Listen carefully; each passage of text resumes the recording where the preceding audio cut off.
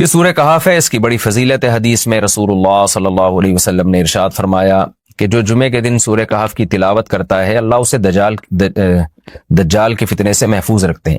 اس کی وجہ کیا ہے کہ دجال کے فتنے میں اور اس میں کیا مناسبت ہے، اس پہ علماء نے بہت کچھ کہا ہے، تو یقینی طور پر اس حکمت کو بیان نہیں کیا جا سکتا، لیکن بہرحال اس کے مضامین ایسے ہیں کہ انسان کو اس سے ایمان میں تقویت ملتی ہے۔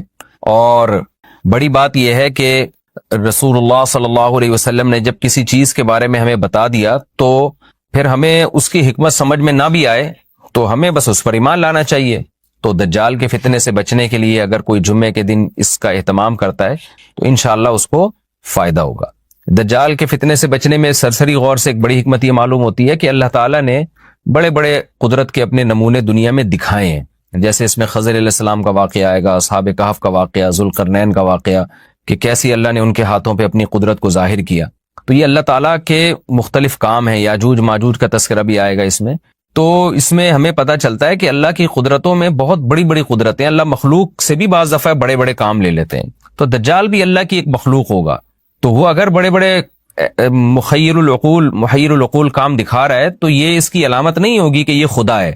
جیسے ذوالقرنین سے اللہ نے بڑا کام لیا تو وہ خدا تھوڑی بن گئے، اور خضر علیہ السلام کے ذریعے اللہ نے مردے کو زندہ ایک جو ہے نا وہ دیوار کو سیدھا کروا دیا اور تختہ جڑوا دیا، اور کچھ انہوں نے اللہ کے بتانے سے غیب کی خبریں بتا دیں، تو اس سے وہ خدا تو نہیں بن گئے۔ اور جو اس طرح اصحاب کہف کئی سو یعنی 300 سال تک غار میں سوتے رہے تو اس سے وہ خدا نہیں بن گئے۔ تو ایسے ہی دجال کے جب ہم محیر العقول واقعات دیکھیں گے تو یہ اس کی علامت نہیں ہے کہ یہ خدا ہے، بلکہ اللہ کی مخلوق ہے۔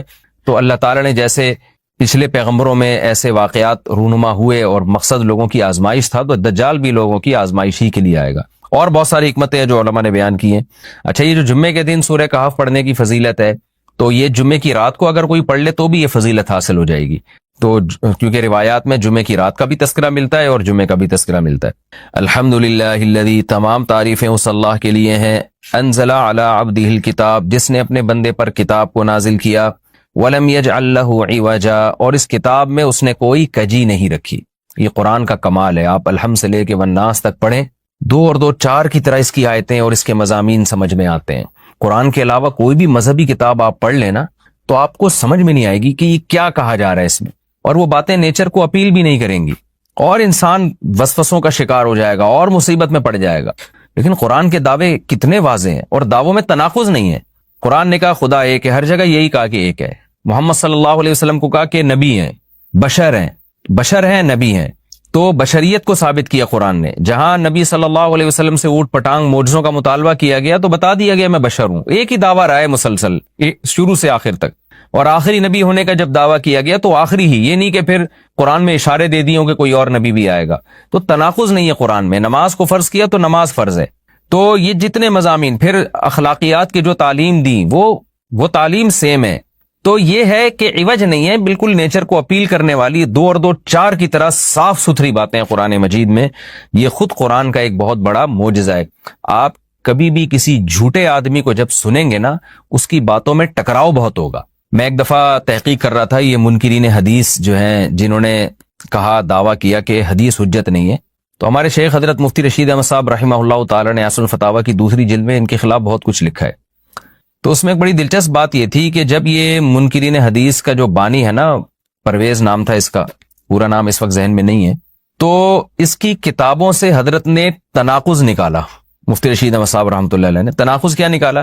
ایک جگہ لکھ رہا ہے کہ حدیث حجت نہیں ہے، دوسری جگہ لکھ رہا ہے کہ حدیث حجت تو ہے لیکن جن ذرائع سے ہم تک پہنچی وہ ذرائع حجت نہیں ہے، اور ایک جگہ لکھ رہا ہے کہ حدیث حجت بھی ہے لیکن صرف نبی صلی اللہ علیہ وسلم کے دور تک کے لیے حجت ہے، ہمیشہ کے لیے حجت نہیں ہے۔ تو ایسے کئی تناقض، تو اس میں حضرت نے لکھا کہ اس سے پتہ چلتا ہے کہ یہ بیچارہ خود اس کو پتہ نہیں ہے کہ یہ اس کا دعویٰ کیا ہے، یعنی اس سے صاف واضح ہوتا ہے کہ ان کا مقصد صرف اور صرف ہمیں اسلام سے ہٹانا ہے، اور حدیث کو مشکوک قرار دے کر، کیونکہ زیادہ تر جو قوانین ہمیں اسلام کے ملتے ہیں وہ تو قرآن میں بہت کم ملتے ہیں، وہ تو احادیث میں ملتے ہیں۔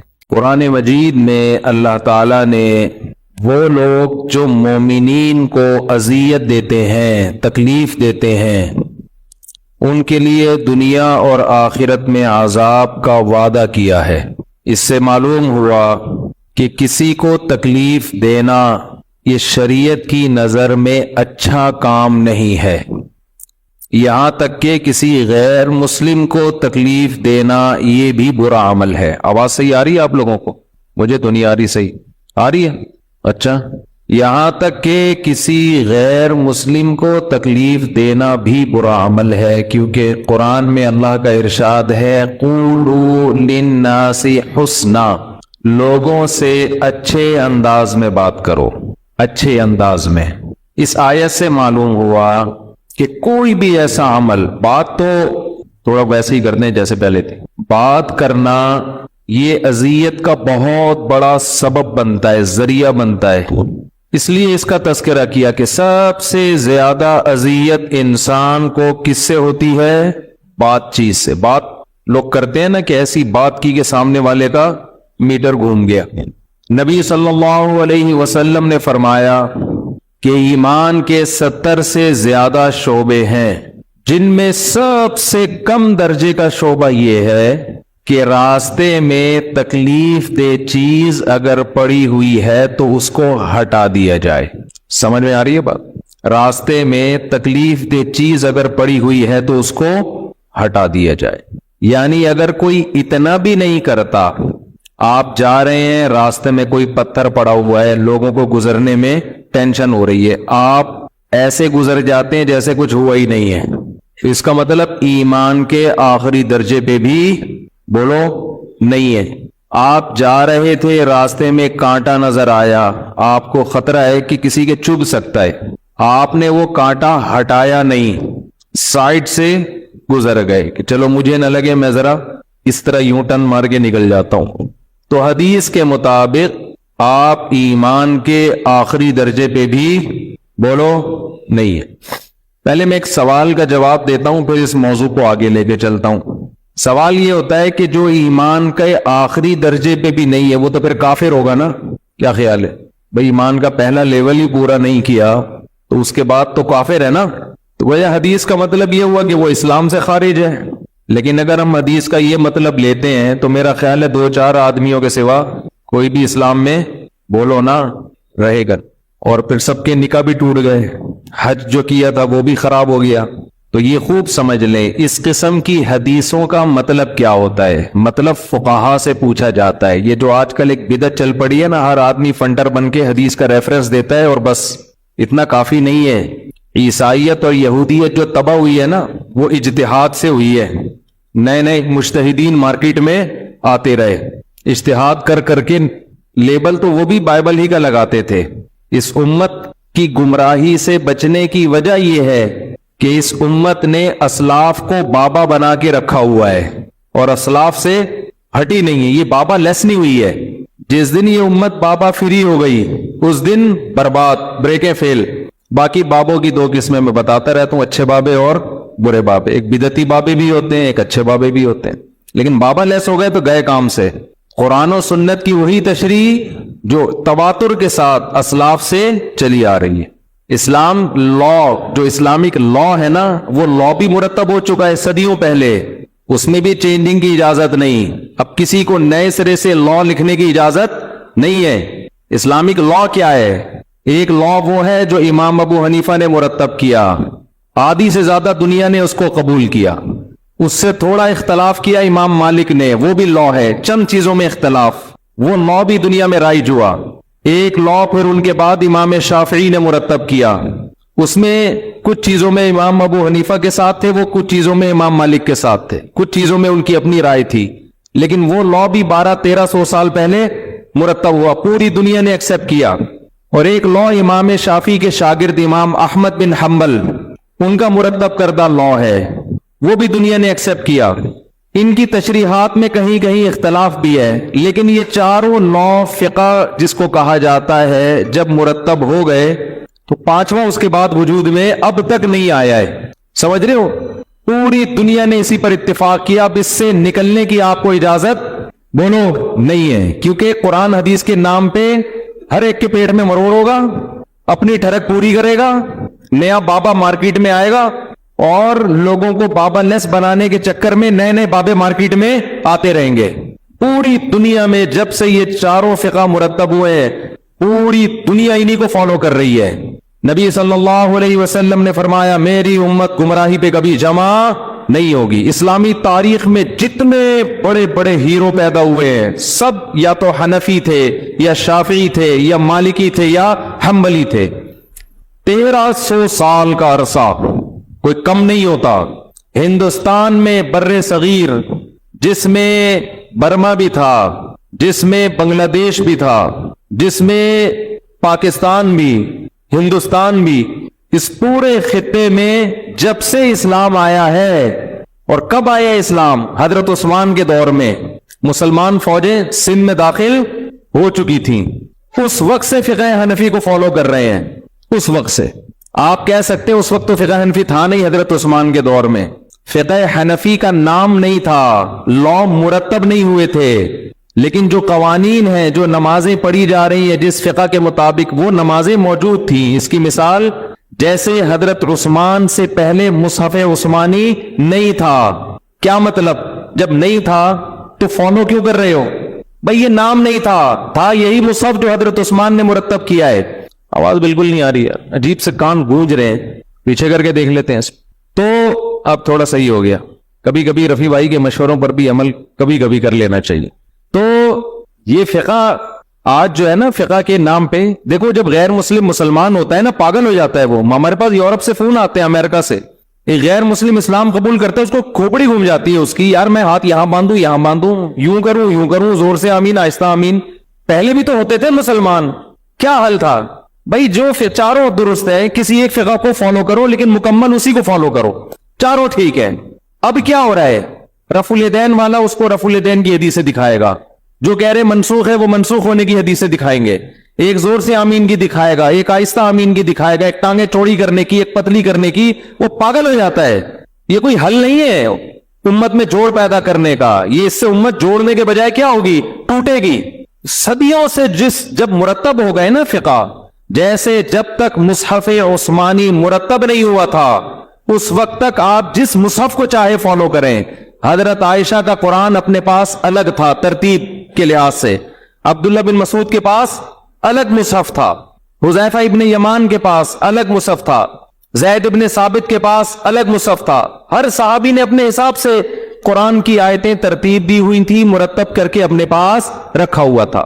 لیکن اس سے ڈر یہ تھا کہ بعد میں امت اختلافات میں ڈیوائیڈ ہو جائے گی. حضرت عثمان نے جوڑنے کے لیے کیا کیا؟ ایک مصحف مرتب کر کے سب کو آگ لگا دی. سب میں سمجھا پا رہا ہوں اپنی بات؟ ٹوٹے نہیں امت. کتنا بڑا احسان کیا امت مسلمہ پر, کتنا بڑا احسان. یہی احسان چاروں ائمہ نے بھی کیا ہے. بہت اختلافات تھے تابعین کے دور میں, صاحب جس کے پاس جو حدیث پہنچی اس نے فالو کرنا شروع کر دیا.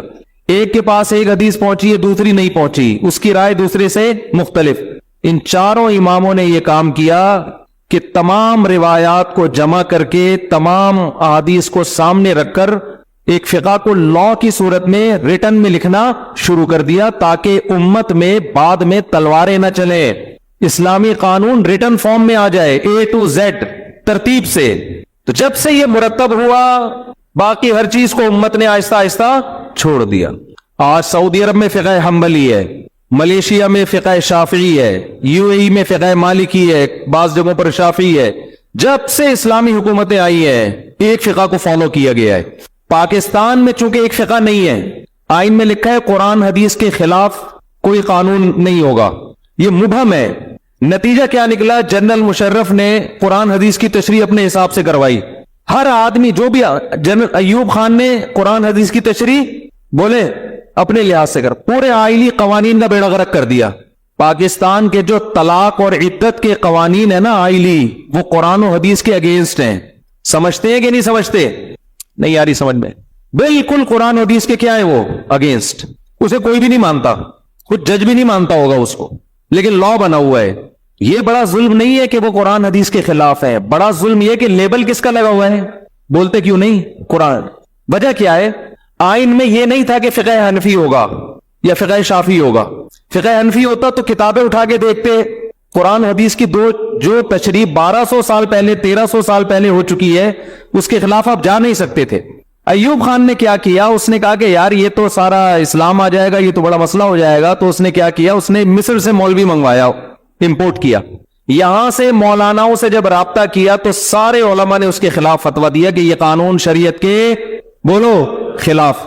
اس نے مصر سے ایک لبرل مولانا منگوائے غامدی صاحب کے اسٹائل کے, انہوں نے ہر چیز کو مشرف با اسلام کر دیا. ٹھیک ہے, آیتیں مل جاتی ہر چیز پہ, حدیثیں بھی مل جاتی ہیں.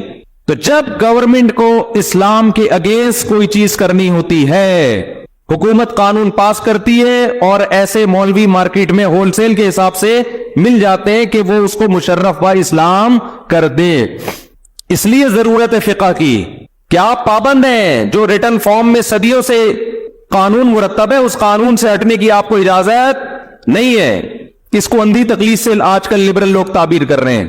آپ جب اس تقلید کو چھوڑتے ہو تو آپ کسی اور کی تقلید شروع کر دیتے ہو, اور وہ بالکل اندھی ہوتی ہے. لوگ کہتے ہیں کیا دلیل ہے جی امام حنیفہ مجتہد تھے, کیا دلیل ہے امام بخاری محدث تھے. جو دو امام بخاری کے محدث ہونے کی دلیل ہے وہ امام ابو حنیفہ کے مجتہد ہونے کی دلیل ہے. اجماع امت, کیونکہ امت گمراہی پہ جمع نہیں ہو سکتی. اتنی بڑی امت کسی کے بارے میں یہ گواہی دے کہ مجتہد تھے, یہ گواہی غلط نہیں ہو سکتی. تو پوری دنیا میں ہمیشہ سے ایسا ہوتا آ رہا ہے. برما میں گیا ہوں, ایک مسلک بھی نہیں ہے, اے ٹو زیڈ ایک ہی مسلک پر ہیں لوگ. برما میں جہاں بھی قدیم اسلام نظر آئے گا نا, وہاں آپ کو نہ کوئی پگڑیوں کے رنگ میں تبدیلی نظر آئے گی, نہ آپ کو قرآن و حدیث کے نام پہ کوئی نیا مسلک نظر آئے گا. قدیم اسلام یہی ہے, ایک مسلک بھی نہیں پورے برما میں, اے ٹو زیڈ. جو چیز قدیم ہے وہ برحق ہے, جو نئی آ رہی ہے وہ درست بولو نہیں ہو سکتی. میں بار بار ایک واقعہ سناتا ہوں. ہمارے ایک دوست نے مجھے بتایا کہ ان سے کسی نے کہا کہ ہمارا مسلک پشاور میں بہت تیزی سے پھیل رہا ہے. اس نے کہا پشاور میں اسلام تو 1200 سال پہلے آیا تھا, اب کیا پھیل رہا ہے؟ 1200 سال پہلے فقہ حنفی آیا ہے پشاور میں. اب اگر کچھ پھیل رہا ہے نا تو وہ کچھ اور ہی چیز ہے. سمجھ رہے ہو؟ اٹھا کر پھینک دو باہر گلی میں, تپا ہوا ہوں میں بھی, کیوں تپا ہوا اس کی وجہ بیان کروں گا. اٹھا کر پھینک دو باہر گلی میں, نئی تہذیب کے انڈے ہیں, شعر تو یاد کر لو. اٹھا کر پھینک دو باہر گلی میں, نئی تہذیب کے انڈے ہیں گندے. قرآن حدیث کے نام پہ جو بھی چیز مارکیٹ میں نہیں آ رہی ہے گلی میں پھینک دو اس کو, چاہے کتنے اچھے لیبل لگ رہے اس کے اوپر. نہیں مانتے ہم اس کو, چاہے آپ ہمیں اندھا مقلد بولو, کچھ بھی بولو. اللہ کا شکر ہے ہمارا اسلام محفوظ ہے, اس لیے کہ ہم مجتہدین کو فالو کرتے, اس لا کو جو ریٹن فارم میں آ چکا ہے, ریٹن میں آ چکا ہے, اے ٹو زیڈ ہر مسئلہ اس میں ملے گا آپ کو. عدالتوں کے قانون کا حصہ بنا ہے وہ, صدیوں تک عدالتیں اس پہ فیصلہ کرتی رہی ہے. اسلام کوئی یتیم اور لاوارث نہیں ہے کہ سارے گمراہی پر فتویٰ دیتے رہتے. اب اچانک غیر مسلم کہے گا تم پیغمبر کے دنیا سے جانے کے بعد تمہارا اسلام ہی ختم ہو گیا, اب 15ویں صدی میں کیا لے کے آ رہے ہو؟ اتنی جلدی تو عیسائیت ختم نہیں ہوئی تھی جتنی جلدی ان لوگوں نے اسلام کو ختم کر دیا ہے. تو آپ جب بھی اس لا سے ہٹیں گے. ایک صاحب کہنے لگے, بہشتی زیور ہے نا, میں اکثر ترغیب دیتا ہوں, تسہیل بہشتی زیور فقہ کی کتابیں رکھیں پڑھیں. ایک صاحب کہنے لگے اس میں مسائل قرآن و حدیث کے خلاف ہیں. اعتراض کرنے والے کرتے ہیں. میں نے کہا مثال کے طور پر, یہ میرا ٹاپک نہیں ہے, اب آ گیا تو بس یہ بات کر کے میں آگے چلتا ہوں. میں نے کہا مثال کے طور پر, انہوں نے کہا کہ اس میں مسئلہ لکھا ہوا ہے کہ ایک آدمی نے شادی کی پاکستان میں, بیوی اس کی امریکہ میں, فون پہ نکاح ہو گیا. صحیح ہے؟ بندہ کہاں ہے؟ پاکستان میں. لڑکی کہاں ہے؟ امریکہ میں. واقعی لکھا ہوا ہے ایسے. پاکستان امریکہ کی مثال نہیں ہے, لیکن بہت ڈسٹینس پہ ہے کہ ان کا آپس میں ملنا ممکن ہی نہیں ہے. یہ پاکستان میں رہتا ہے, وہ امریکہ میں رہتے ہیں, نکاح ہو گیا, 1 سال کے بعد بچہ پیدا ہو گیا. تو بہشتی زیور میں لکھا ہے کہ یہ بچہ باپ کا کہلائے گا, یہ ناجائز بچہ بولو نہیں کہلائے گا. کہہ لیں یہ کیا ہے؟ وہ آپس میں ملے ہے ہی نہیں, تو یہ حلال بچہ کہاں سے کہلائے گا؟ نہیں یاری بات سمجھ. اور یقین فقہ کی کتابوں میں لکھا ہوا ہے, یہ سب کتابوں میں یہ لکھا ہوا ہے کہ شوہر پاکستان میں, بیوی کہاں بولو امریکہ میں. یہ چاروں فقہ کی کتابوں میں لکھا ہوا ہے. بہشتی زیور میں تو وہیں سے لیا ہے کہ یہ پاکستان میں اور وہ امریکہ میں. سال نکاح ہوا ہے ٹیلی فون پہ, کوئی ملاپ نہیں. کیسے ملیں گے بھائی؟ سال کے بعد بچہ مارکیٹ میں آ گیا. تو شریعت کیا کہتی ہے فقہ کے مطابق؟ یہ باپ کون ہے؟ اس بچے کا باپ ہے. اس کو ناجائز کہنے کی آپ کو اجازت بولتے کیوں نہیں؟ نہیں. ایک صاحب مجھ سے الجھ پڑے کہ یہ بہشتی زیور کا مسئلہ قرآن حدیث کے خلاف ہے. میں نے کہا کون سی حدیث کے خلاف ہے آپ یہ بتا دیں. کہنے لگے یہ ممکن ہی نہیں ہے عقلاً. میں نے کہا ابھی آپ کہہ رہے تھے یہ قرآن حدیث کے خلاف ہے, اب کہہ رہے کہ یہ کس کے خلاف ہے؟ عقل کے. ایک بات پہ ٹکو, باطل کی عادت یہ ہوتی ہے کبھی ایک دعوے پہ وہ ٹکتا نہیں ہے. جیسے ایک محترم نے دلیل دی نا, ہم نے کہا تھا کہ قبر کی مٹی عرش سے افضل ہے, تو لوگ کیا دلائل دیتے ہیں کہ عرش کی فضیلت کی دلائل بیان کرنا شروع کر دیتے ہیں, عرش بہت فضیلت والی. بھائی یہ فضیلت کے ہم منکر نہیں ہے, افضلیت الگ چیز ہے, فضیلت الگ چیز ہے. حضرت موسیٰ کی فضیلت پر بہت سارے دلائل ہیں, لیکن حضرت موسیٰ کیا پیغمبر سے بھی افضل ہے, محمد صلی اللہ علیہ وسلم سے؟ اس پر ایک بھی دلیل نہیں ہے. تو عرش کی فضیلت پر آپ سینکڑوں دلائل لے دو, اس سے فضیلت ثابت ہوگی, اس سے افضلیت ثابت نہیں ہوگی. افضلیت کے دلائل دو, ٹکتے ہی نہیں ہے نا کسی ایک بات. کہتے ہیں عرش اللہ کی ذات سے ٹچ ہوتا ہے, یہی ثابت کر دو کہ ٹچ ہوتا ہے. ٹھیک ہے, عرش اور اللہ کی ذات, اللہ عرش پر ہے, کما ہوا لائق بشانہ, کیسے ہے یہ ہم نہیں جانتے, یہ کیفیات مجہول ہیں. ہم کہتے ہیں اللہ ساتویں آسمان کے اوپر عرش ہے, عرش کے اوپر اللہ ہے, کیسے ہے ہم نہیں جانتے.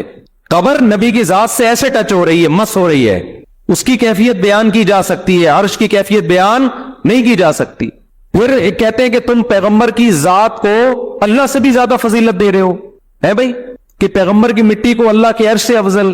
او بھائی, ہم پیغمبر کی ذات کو اللہ پہ فضیلت نہیں دے رہے, پیغمبر کے جسم سے جو مٹی ٹچ ہو رہی ہے وہ بھی اللہ کی مخلوق, اللہ کے ساتھ جو عرش ہے جس کی نسبت اللہ کی طرف ہے وہ بھی اللہ کی مخلوق. اللہ کی ایک مخلوق کو اللہ کی دوسری مخلوق پر ترجیح دے رہے ہیں. میں کہتا ہوں آپ کا چشمہ آپ کی ٹوپی سے افضل ہے, کیا مطلب میں نے آپ کی توہین کر دی ہے بھائی؟ چشمہ بھی آپ کا, ٹوپی بھی کس کی؟ تو قبر کی مٹی بھی اللہ کی مخلوق, عرش بھی کس کی مخلوق ہے؟ اللہ کی. تو ان یہ جتنے باطل لوگ ہوتے ہیں نا, یہ کبھی کسی ایک بات پہ ٹکتے, بولو, ٹکتے نہیں ہے کبھی, پینترے بدلتے ہیں, گھومتے ہیں. کیا بات کر رہا تھا یار میں, وہ بات کہتے ہیں, ہاں وہ مثال دے رہے تھے کہ پاکستان میں ہے اور بیوی کہاں ہے؟ امریکہ میں. یہ مسئلہ بھی خوب سن لیں, مسئلہ بھی ایسا ہی ہے. بچہ پیدا ہو گیا 6 مہینے کے بعد, کیونکہ حمل کی کم سے کم مدت 6 مہینے ہوتی ہے, 7 مہینے میں بھی آ سکتا ہے, 8 مہینے میں بھی آ سکتا ہے. آنا نہیں چاہیے, ٹائم پہ آئے تو زیادہ اچھا ہے, لیکن آ سکتا ہے. تو وہ بچہ فقہ کی تمام, اسلامک لا کی تمام کتابیں جو 1300 سال پہلے مرتب ہوئی ہیں قرآن حدیث کی روشنی میں, وہ چاروں فقہ کیا کہتے ہیں کہ بچہ کیا کہلائے گا؟ حلال. اس کو آپ زانی بولو نہیں کہہ سکتے, کیونکہ ان لوگوں نے فقہ پڑھا ہی نہیں ہے نا, ان کو دلائل کا کیا پتا, ان کو بس نمبر یاد ہوتے ہیں, بس وہ بھی یاد نہیں ہوتے, دیکھے ہوئے ہوتے ہیں, اور ان میں بھی عربی نہیں آتی, اردو ترجمے آتے ہیں, پھر مجتہد بنے ہوتے ہیں. تو میں نے ان سے کہا, میں نے کہا کون سی آیت کے خلاف ہے یہ مسئلہ؟ کہہ رہی یہ ممکن ہی نہیں ہے. میں نے کہا ممکن نہ ہونا عقل کے خلاف ہوتا ہے, قرآن حدیث کے خلاف نہیں ہوتا. قرآن کی کون سی آیت؟ میں نے کہا ہم کہتے ہیں آپ بتاؤ یہ مسئلہ کہاں سے نکالا؟ یہ مسئلہ حدیث سے نکالا ہے. الولد للفراش, بخاری مسلم کی حدیث ہے, بچہ اس کا ہے جس کے بستر پہ پیدا ہوگا. یہ بستر کنایہ ہے بیوی سے. نبی صلی اللہ علیہ وسلم نے فرمایا بچہ اس کا ہے جس کے بستر پہ پیدا ہو. وَلِلْعَاهِرِ الْحَجَرِ, حجر بھی ہے, ہجر بھی, ہجر زیادہ بہتر ہے. اور جو زانی ہے وہ محروم ہوگا, اس کو بچے کی نسبت اس کی طرف نہیں ہوگی. جس کے بستر پہ پیدا ہوا اس کا ہے. یہاں بستر یہ کنایا ہے کہ جس کے بیوی کے ہاں پیدا ہو, اس لیے کہ بیوی آپ کی ہو, بستر کسی اور کا ہو تو بھی بچہ آپ کا کہلاتا ہے نا. نہیں آئی بات سمجھ میں؟ ارے ہسپتال کا بستر آپ کا بستر ہوتا ہے جہاں بچے پیدا ہو رہے ہیں. ہسپتال میں جو بچے پیدا ہوتے ہیں وہ آپ کا بستر تھوڑی ہوتا ہے, وہ تو آپ نے ہسپتال والوں سے رینٹ پہ لیا ہوا ہے, لیکن بچے پھر بھی آپ کے کہلائیں گے کہ نہیں کہلائیں گے؟ وجہ اس کی ہے کہ جس کے جو جنم دے رہی ہے وہ بیوی آپ کی ہے. تو یہاں فراش سے مراد فقہا کہتے ہیں کیا ہے؟ بیوی. جس کے بیوی کے ہاں بچہ پیدا ہوگا تو نبی نے فرمایا وہ اس کے ہوگا جس کی بیوی ہے. نہیں آئی بات سمجھ میں؟ جس عورت کے ہاں بچہ پیدا ہوگا تو وہ بچہ اس کا کہلائے گا, یہ عورت جس کی بیوی ہے. زانی کو بچہ اس کی طرف نسبت ہی نہیں ہوگی. اب سوال پیدا ہوتا ہے کہ یہ تو پاسبل ہی نہیں ہے. اسلامی لا ہے, یہ قانون ہے. بعض قانون بنائے جاتے ہیں فتنہ پرستی کو روکنے کے لیے, کیونکہ میاں بیوی میں کوئی بھی بیٹھ کے یہ دیکھ نہیں رہا ہوتا کہ یہ آپس میں مل بھی رہے کہ نہیں مل رہے. شادی کے بعد بھی تو اس کا امکان ہے نا کہ بیوی آپ کی ہو, خدا نخواستہ بچہ کسی اور سے پیدا ہو رہا ہو, وہاں انگلی اٹھانے کی اجازت ہے؟ بولو بھائی. آپ کے یہاں بچہ پیدا ہوا, گھنگریالے بال ہیں, آپ کے خاندان میں سب کے صدیوں سے سلکی بال چلے آ رہے ہیں, آپ کے بچہ, آپ بھی گورے چٹے, بیوی بھی گوری چٹی, بچہ اندھیرے میں نظر ہی نہیں آ رہا, اتنا بلیک, کیا آپ یہ کہہ سکتے ہو میرا نہیں ہے؟ بولتے کیوں نہیں؟ اسلام نے ان تمام چیزوں کا دروازہ بولو بند. میاں بیوی ہے تو بچہ کس کا ہے؟ میاں بیوی کا ہے، بس دیٹس آل. یہ لا ہے، چاہے عقل میں آئے نہ آئے، تاکہ یہ جو نسب پہ انگلیاں اٹھانے کا دروازہ ہمیشہ کے لیے بند ہو جائے. ہاں اس کی اجازت شوہر کو ہے کہ وہ نفی کرے کہ میرا نہیں ہے. شوہر کہہ سکتا ہے. میں سمجھا پا رہا ہوں اپنی بات؟ شوہر کو یہ حق ہے کہ وہ یہ کہے کہ بھائی میرے سلکی بال خاندان میں پاکستان میں بیگم، امریکہ میں تو ملا ہی نہیں ہوں، یہ مارکیٹ میں آ کہاں سے گیا؟ شوہر کو اجازت ہے کہ وہ کیا کرے؟ نفی کرے. لیکن اسلام کہتا ہے جب آپ اس بچے کی نفی کر رہے ہو کہ میرا نہیں ہے، اٹ مینز آپ بیوی کو اس پر زنا کی تہمت لگا رہے ہو. سمجھ میں آ رہی بات؟ آپ کیا کر رہے ہو؟ تو یہ تہمت بھی اسلام اتنی جلدی اتنے آرام سے ایکسپٹ نہیں کرتا. اسلام کہتا ہے یا تو 4 گواہ پیش کرو. آپ ایسا ہی نہیں آپ کسی پہ کہہ سکتے اس نے زنا کیا ہے. آپ جب یہ کہہ رہے ہو میرا بچہ نہیں ہے، اٹ مینز کہ آپ کیا کہہ رہے ہو؟ یہ زانیہ ہے. زنا کے لیے 4 گواہ پیش کرو. وہ نہیں کرتے، لعان کرو عدالت میں جا کے. عدالت میں آپ 5 مضبوط قسمیں اٹھاؤ کہ مجھ پر اللہ کی لعنت اگر میں جھوٹ بول رہا ہوں اور اس نے زنا کیا ہے. سمجھ میں آ رہی ہے بات؟ پھر عورت بھی 5 قسمیں اٹھائے کہ میرا شوہر جھوٹ بول رہا ہے، یہ اسی کا بچہ ہے، ہمارے درمیان ملاپ ہوا ہے، یہ جھوٹ بول رہا ہے. اس کے بغیر آپ بچے کی نفی نہیں کر سکتے. عورت اگر اقرار کر لے کہ ہاں میرا نہیں ہے، لیکن شو نہ کرنا چاہ رہے ہو، عقلی لحاظ سے ملنا ناممکن بھی ہو، پھر بھی فقہا کہتے ہیں یہ تعویل کی جائے گی. ہو سکتا ہے کرامت کے طور پہ مل گئے ہوں، جیسے سلیمان علیہ السلام کے دور میں وہ بزرگ سیکنڈوں کے اندر تخت اٹھا کے لے آئے تھے نا، تو عین ممکن ہے کوئی جن سیکنڈوں کے اندر اس کو وہاں لے گیا ہو.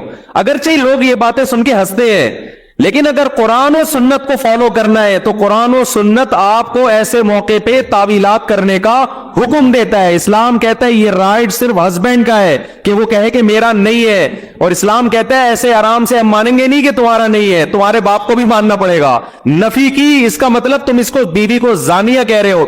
زانی کا الزام لگانے کے لیے کورٹ میں جانا پڑے گا. عدالت میں 4 گواہ پیش کرنے پڑیں گے. نہیں پیش کر سکتے، 4 قسمیں اور 5ویں قسم اٹھانی پڑے گی. اس کے بعد بچے کی تم سے نفی ہوگی. بیوی اگر اقرار کر لیتی ہے تو بچہ اس کے حوالے کیا جائے گا، اور بیوی بھی اگر کہتی ہے میں نے زنا کیا تو اس کو رجم کر کے پتھروں سے مار کے ہلاک کیا جائے گا. اس پروسیس کے بغیر یہ کہنا کہ یہ میرا بچہ نہیں ہے، یہ اسلام میں ممکن نہیں ہے. سمجھتے ہو کہ نہیں سمجھتے؟ اس سے اسلام نے یہ تردد کے اور شک کے تمام دروازے بند کر دیے. صحابہ کے دور میں ایسا ہوا، بچہ پیدا ہوا، اب صحابی کو شک ہو رہا ہے اس کے بال گھنگریالے ہیں، میرے تو کوئی بھئی قدرتی طور پہ ہو سکتا ہے. ایک صحابی آئے، نبی سے عرض کیا یا رسول اللہ میرے بچہ کے بال جو ہے نا کرو ہے، کوئی اس طرح کی روایت، پورے الفاظ مجھے یاد نہیں، تو میں تو ایسا نہیں ہوں، نہ میرے والد ایسے. آپ نے فرمایا تم دیکھتے نہیں اونٹوں میں ابلک اونٹ بھی پیدا ہو جاتے ہیں چتکبرے، حالانکہ نہ اس کے باپ میں ہوتا ہے نہ ماں میں. تو وہ کہتے ہیں یا رسول اللہ ہو سکتا ہے کوئی پہلے 8-10 پشتوں پیچھے کوئی اونٹ ہو، اس کا کلر آ گیا ہو. فرمایا یہاں بھی یہ ممکن ہے. سمجھتے ہیں؟ لعلہ عرق نزعہا، کوئی رگ کھچ گئی ہو،